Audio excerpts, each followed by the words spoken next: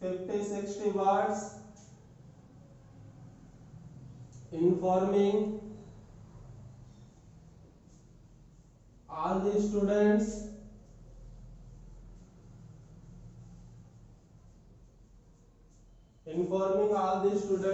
and teachers about Diwali vacations.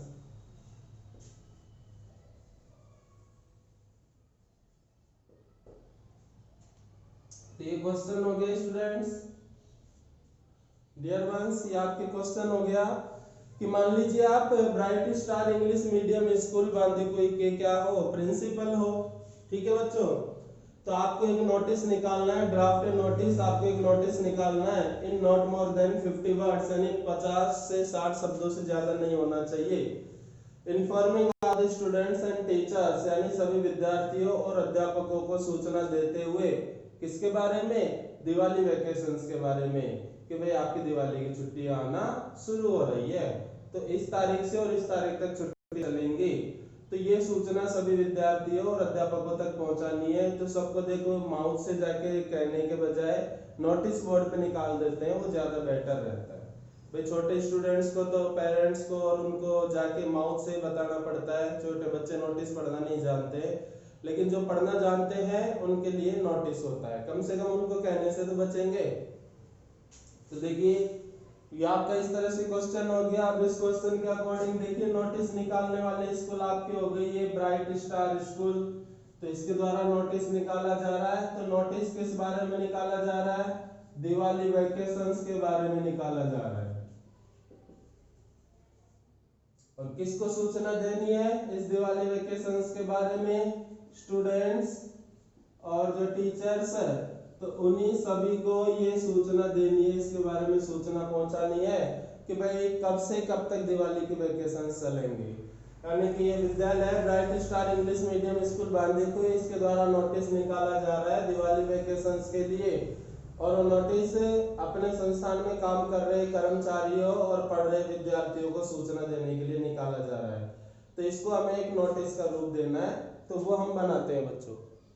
हटा रहा हूं इसको मैं, आप क्वेश्चन को नोट कर लीजिए, स्क्रीनशॉट ले सकते हैं। मैं हटा रहा हूं इसको।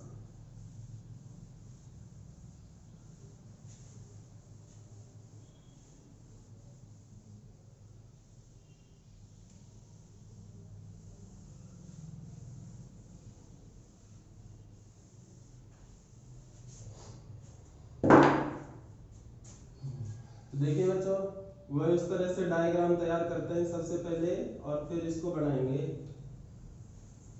तो सबसे पहले लाइनिंग हो गई इस तरह, लाइन टेढ़ी हो चुकी है, तो इसको मैं दोबारा से हटा के और दोबारा से बना रहा हूं। तो लाइन सीधी हो बिल्कुल। वैसे एग्जाम में तो आप स्केल का यूज करेंगे।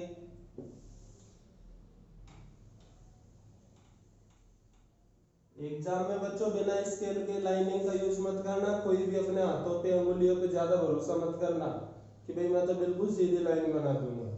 उससे आपका देखो मतलब जो तरीका होता है वो तरीका फिर ठीक नहीं लगता है। अगर आप लाइनों से बना दोगे तो, हाथों से बना दोगे लाइन को, तो अब यहाँ तो बोर्ड है, इतना बड़ा स्केल होता नहीं, तो मुझे तो आपको ऐसे बताना पड़ता है। लेकिन देखिए नंबर आपको लाने हैं, मार्क्स आपको लाने हैं, तो आप अच्छे से अच्छा दिखाइए उसको, काम को, कोई कमी ना रहे। आप चाहे तो सबसे पहले जैसे रूल से ऐसे बाउंड्रीज बना ले पेंसिल से, और पेंसिल से बाउंड्री बनाने के बाद अपना काम कर लो। अपना काम होने के बाद में जैसे आप फिर हल्के पेंसिल के ऊपर है ना, जो जैसे ऐसे स्केल लगा दिया और स्केल लगाकर पेन से फिर लाइनिंग कर दो, तो फिर गलती होने के चांस नहीं रहते। क्योंकि जैसे बॉक्स में कोई गड़बड़ हो गई तो पेंसिल वाला तो आप मिटा सकते हो, लेकिन पेन वाला नहीं मिटा सकते। तो पहले पेंसिल से आप ये डायग्राम वगैरह चारों तरफ का बना लें, और जब कंप्लीट हो जाए, और कंप्लीट होने के बाद में फिर आप पेन से स्केल लगा के और फिर ऐसे लाइनिंग कर दें, जिससे कोई गलती होने के चांस नहीं रहेंगे। इसके बाद पहला बॉक्स बनेगा अपना ये बच्चों, तो पहले बॉक्स में अपन को संस्था का नाम लिखना है जिस संस्थान के द्वारा नोटिस निकाला जा रहा है। तो उधर वाली वो लाइन अभी नहीं बनाएंगे, अभी पहले बॉक्स में अपन लिखेंगे, फिर उसके बाद वो लाइन बनाएंगे।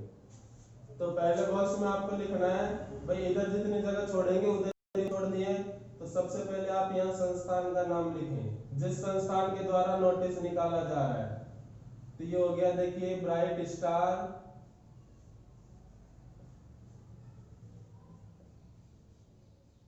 English medium school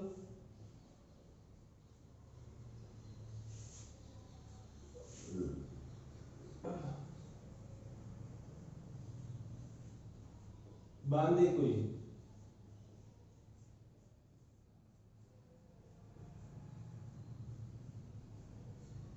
bright star English school Bandikui हो गए।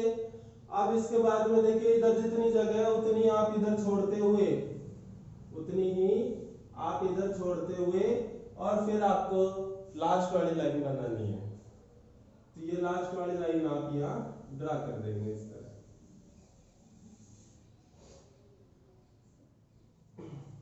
तो हो गई बच्चों इस तरह से लाइन। अब हमको पता चल गया, देखो दोनों तरफ बराबर जगह बची है, स्कूल का नाम हो गया कोमा लगा के और फिर प्लेस नेम हो गया।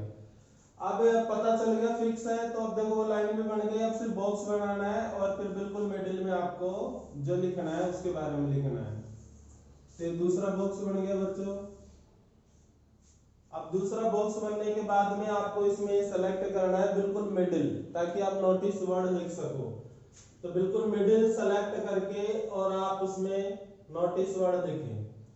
तो यहाँ पर देखिए इसे कैपिटल और डार्क लेटर्स में लिखना है, मतलब ये नोटिस अलग से शो होना चाहिए, दिखना चाहिए अलग ही गहरा। डार्क और कैपिटल लेटर्स में इसे लिखे ताकि ये अलग से दिख सके। इसकी जो लुकिंग होगी वो बिल्कुल दिखनी चाहिए अलग से। तो ये हो गया बच्चों, नोटिस लिखना है आपको इस तरह कैपिटल लेटर्स में, डार्क लेटर्स में। तो ये बिल्कुल मिडिल में आएगा आपके। तो ये हो गया बच्चों आपके नोटिस।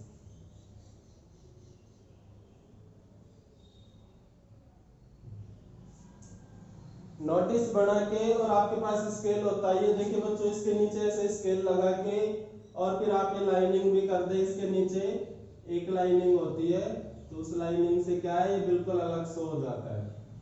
तो इसके नीचे एक लाइनिंग भी कर दे आप स्केल से, एक नहीं तो दो कर दे। अब ये होने के बाद में तीसरा बॉक्स आता है अपना। तो तीसरे बॉक्स में क्या लिखना है,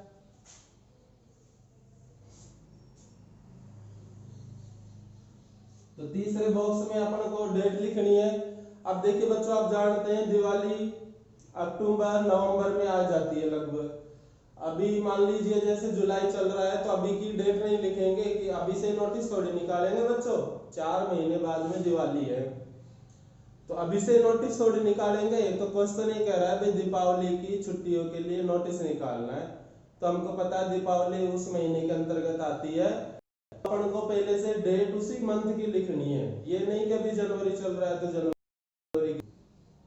तो आप उसी अकॉर्डिंग डेट दे दीजिए। जैसे अपन ने यहाँ लिख दिया, मान लीजिए नवंबर।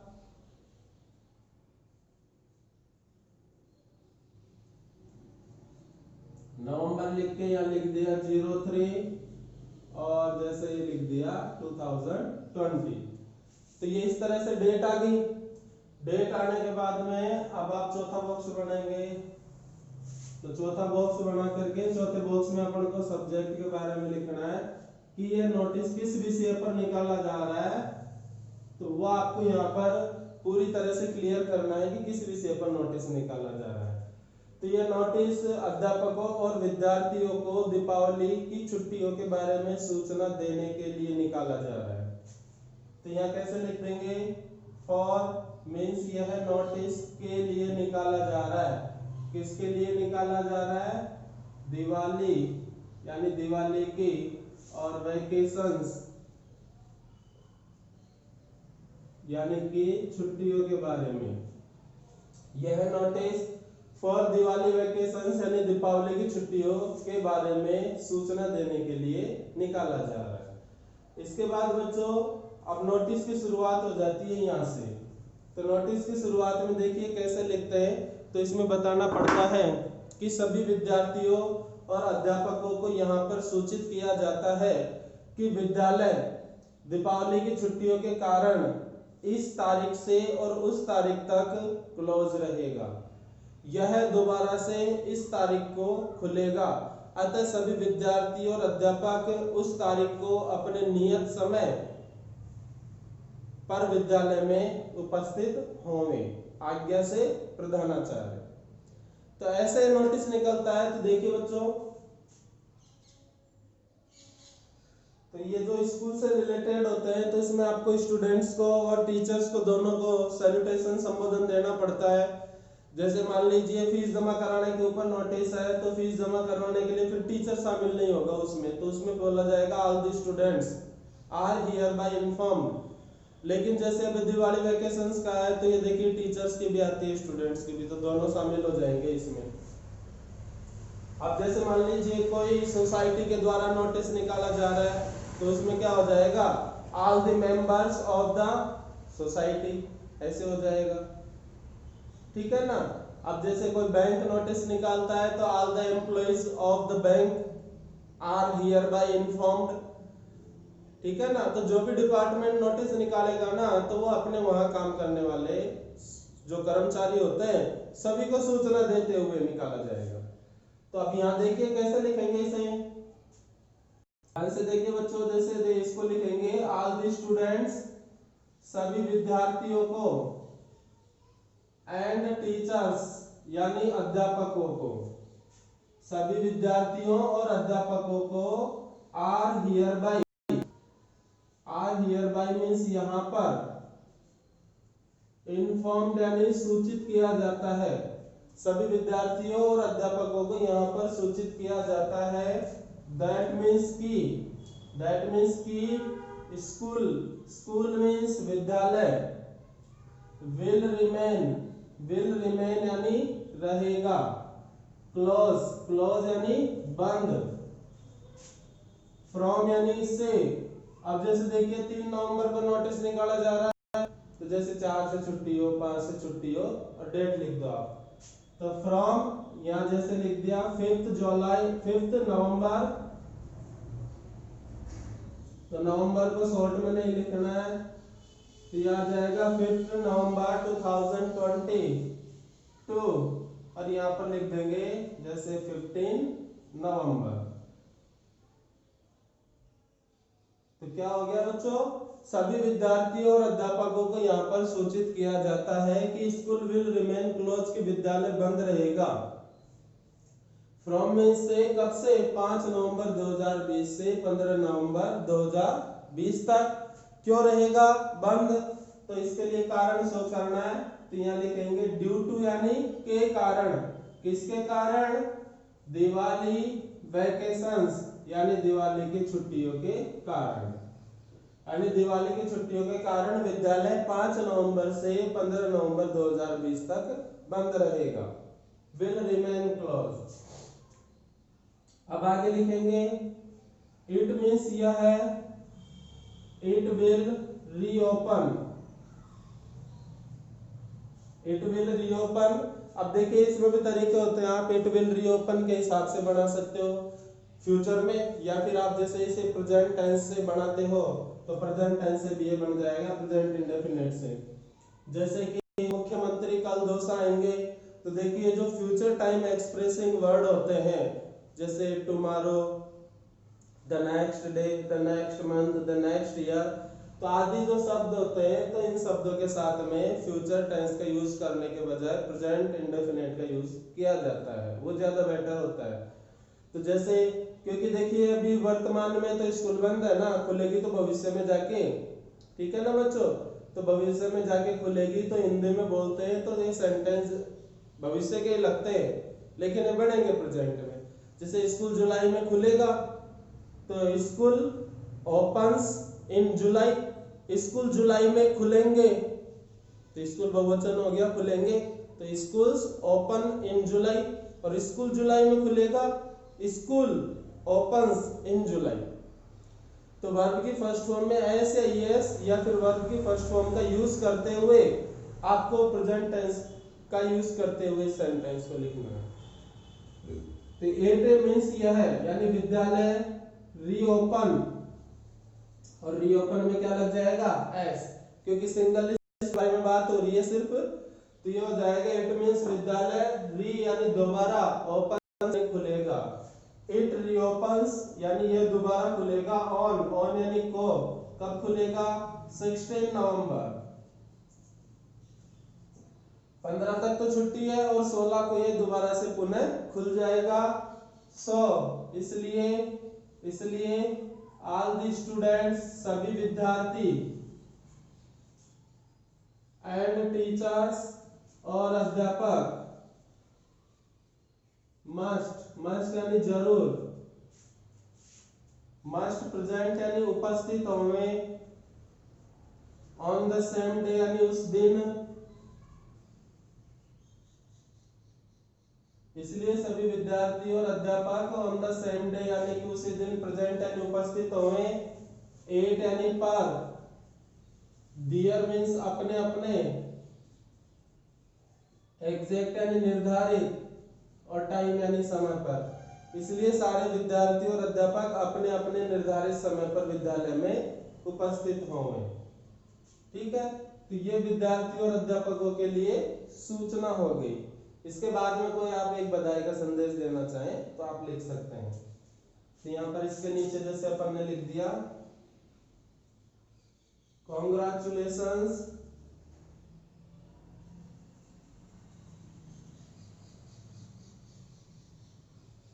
ऑल स्टूडेंट्स सभी विद्यार्थियों, एंड टीचर्स और सभी विद्यार्थियों और अध्यापकों को कॉन्ग्रेचुलेशन यानी शुभकामनाएं, ऑन दिवाली यानी कि दिवाली की। तो सभी विद्यार्थियों और अध्यापकों को दिवाली की शुभकामनाएं, शुभकामना भी ऐड कर दी। तो इससे क्या नोटिस निकालने वाले की भावनाओं का भी पता चलता है कि भाई स्कूल वाला कह रहा है, शुभकामना दे रहा है। तो ये भी एक मतलब हर कोई भी ऐसे इस शब्द का यूज नहीं करता है, स्कूल वालों को बस वो तो नोटिस निकाल देते हैं छुट्टी का, तो ये लिख दें तो थोड़ा बेटर होता है, जिससे विद्यार्थी और टीचर्स को भी अच्छा लगता है। अब यहाँ एक लाइन छोड़ेंगे, एक लाइन छोड़ करके और यहाँ पर पोस्ट लिख दी कि भाई कौन ये नोटिस निकाल रहा है, तो प्रिंसिपल। अब प्रिंसिपल कौन है, तो यहाँ पर प्रिंसिपल का नाम लिख दिया वेद प्रकाश सैनी। इतना होने के बाद आप ये लास्ट की जो लाइन है इसको ड्रा कर देंगे और ये आपका नोटिस तैयार हो गया इस तरह से। तो ये आपके नोटिस होते हैं ऐसे इस तरह से, तो कोई परेशानी नहीं है इसमें, बस आपको एक बार इनको ढंग से पढ़ना है और लैंग्वेज को समझना है। आप लैंग्वेज समझ गए तो फिर आपको कोई भी प्रॉब्लम नहीं आएगी। अब आप इनको अच्छी तरह तैयार कीजिए, नोटिस का first video and second video, इसके बाद इसके और एग्जांपल्स भी आपको बता दिए जाएंगे। लेकिन फ्रेंड्स आप इस चैनल को अधिक से अधिक बच्चों के साथ शेयर कीजिए ताकि बच्चों को चल सके और ये चैनल भी आगे बढ़ सके। ठीक है बच्चों, मिलते हैं अगले टॉपिक के साथ, या फिर अभी तक तो इसी में एक्सरसाइज करते रहेंगे, तो इसी की एक्सरसाइज के साथ या अगले टॉपिक के साथ नेक्स्ट वीडियो में मिलते हैं। जय श्री राधे कृष्ण।